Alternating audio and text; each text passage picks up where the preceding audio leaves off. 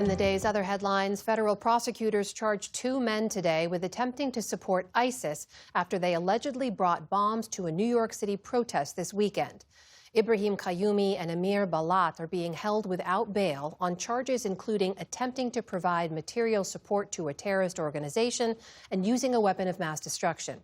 Police found the homemade devices, which did not explode, outside Mayor Zohran Mamdani's official residence on Saturday. The scene unfolded during a counter-protest to an anti-Islamic demonstration organized by far-right activist Jake Lang. Today, New York's police commissioner said the bombers intended to inflict maximum damage, citing statements from one of the suspects, Amir Balat in particular. He also told investigators that he had hoped to carry out an attack even bigger than the Boston Marathon bombing, which he noted resulted in only 3 deaths. This was a planned attack motivated by extremist ideology and inspired by a violent foreign terrorist organization. The police commissioner also said there are no indications that the attack was connected to the ongoing war with Iran. The Justice Department says it's reached a tentative agreement in its antitrust lawsuit against Ticketmaster and its parent company, Live Nation. Under the terms of the deal, Live Nation would pay up to $280 million in fines and divest ownership of 13 amphitheaters. It would also allow venues to use other vendors to sell tickets and cap service fees, which could potentially lead to lower prices for consumers. But it spares the business from being split apart, leaving some states worried that it remains a monopoly. The deal still must be approved by a judge, and some states say they'll carry on with the ongoing trial in New York. Security lines at airports across the country stretched for hours again today as more TSA agents are calling off work due to the partial government shutdown. At Houston's Hobby Airport, passengers were advised to arrive 4 hours before their flights. The delays are lingering after a travel nightmare this weekend. We're going on 2 hours right now in just TSA's line. And right now I'm trying to keep high spirits right now to keep everybody else up, but everyone's in a bad mood, hot and sweaty and everything. Come on, 2 lines, 2 escalators, let's go. In New Orleans, lines snaked through the concourse and out to the parking garage as airport officials warned of a 2-hour wait there. The partial government shutdown of the Department of Homeland Security, which oversees the TSA, started nearly a month ago. Around 50,000 airport screeners have been working without pay. AI company Anthropic is suing the Trump administration after officials labeled it a supply chain risk, rendering it ineligible for government contracts. It came after the company said it did not want its technology to be used for mass surveillance of U.S. citizens or for autonomous lethal weapons. In a pair of lawsuits, Anthropic called the designation, quote, unprecedented and unlawful, saying, quote, the Constitution does not allow the government to wield its enormous power to punish a company for its protected speech. Defense Secretary Pete Hegseth had insisted that Anthropic accept all lawful uses of its technology and threatened to punish the company if it failed to comply.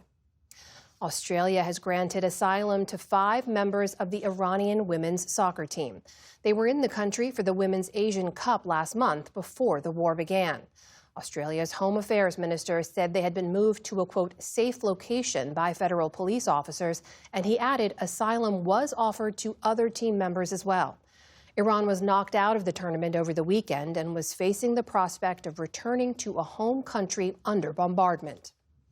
On Wall Street today, stocks erased earlier losses to end higher. The Dow Jones Industrial Average added nearly 240 points on the day. The Nasdaq rose more than 300 points. The S&P 500 also managed a decent gain.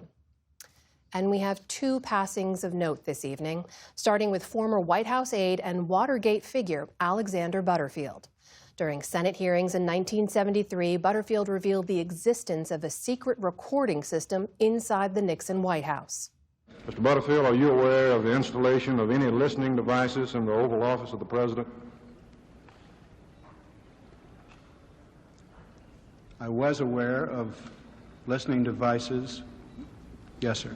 When were those devices placed in the Oval Office?